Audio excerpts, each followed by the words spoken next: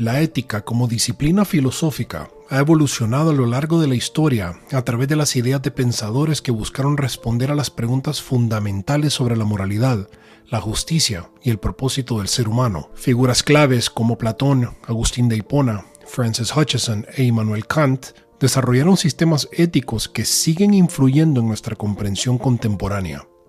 Desde sus respectivos contextos históricos, cada uno planteó respuestas que trascienden su época y nos invitan a reflexionar sobre la naturaleza del bien y del deber.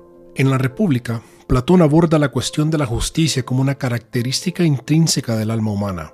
A través del diálogo entre Sócrates y Trasímaco, refuta la noción de que la injusticia puede ser beneficiosa, argumentando que genera conflictos internos que fragmentan al individuo. Para Platón, la justicia no solo es un principio social, sino una condición interna que permite a cada parte del alma, la razón, el espíritu y los apetitos, cumplir su función adecuada, logrando así la armonía tanto en el individuo como en la sociedad. Platón introduce el concepto de las formas, ideales eternos e inmutables que representan la perfección de conceptos como la justicia y el bien. Entre todas las formas, destaca la forma del bien, fuente de verdad y realidad. Según Platón, solo aquellos que emprenden un riguroso entrenamiento filosófico pueden comprender parcialmente esta forma suprema. La contemplación de las formas guía a los individuos hacia las virtudes cardinales, sabiduría, moderación, valentía y justicia, necesarias para vivir de manera plena y moral.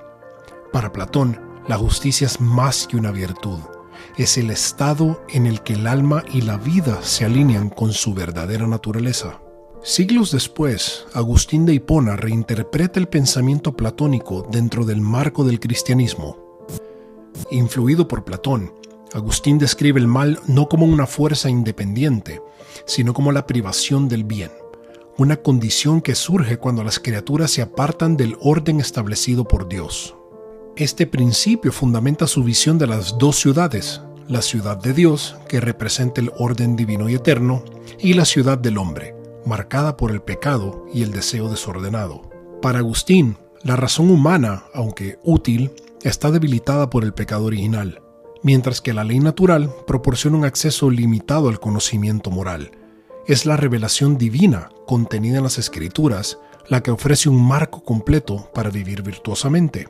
Este énfasis en la dependencia del ser humano respecto a Dios culmina en la visión beatífica, el estado en el que el alma encuentra su propósito último al contemplar la belleza y la perfección divina.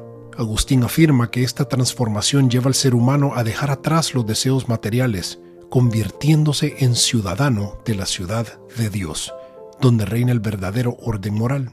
En el siglo XVIII, Francis Hutcheson propuso una visión ética centrada en el concepto de un sentido moral innato. Para Hutcheson, los seres humanos poseen una disposición natural hacia la benevolencia, que les permite distinguir el bien del mal. Este sentido moral, según él, no depende de la razón, aunque ésta desempeña un papel crucial en la evaluación de situaciones complejas. Más bien, la moralidad surge de inclinaciones emocionales hacia el bienestar de otros seres humanos. Hutcheson toma distancia de la teoría del mandato divino al afirmar que la armonía de la naturaleza, creada por Dios, es suficiente para guiar la conducta virtuosa. Esta perspectiva sostiene que el ser humano no necesita revelación externa para ser moral, ya que la benevolencia está inscrita en su naturaleza misma.